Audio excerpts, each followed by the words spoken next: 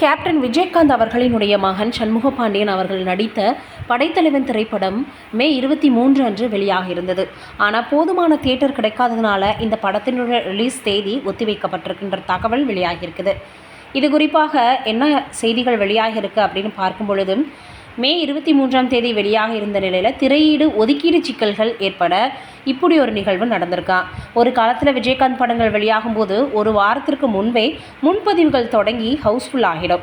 ஆனால் இப்போது அவருடைய மகன் சண்முகபாண்டியன் நடித்த திரைப்படம் திரையரங்கு ஒதுக்கீடு சிக்கல் காரணமாக ரிலீஸ் தேதி தள்ளி வைக்கப்பட்டிருக்கதாக தெரிவிச்சிருக்கிறாங்க. இதனால் அவருடைய ரசிகர்கள் பெரிய அதிர்ச்சியில் இருக்கிறாங்களாம். இந்த படத்தினுடைய ட்ரைலர் மற்றும் இசை வெளியீட்டு விழா சமீபத்தில் நடந்தது.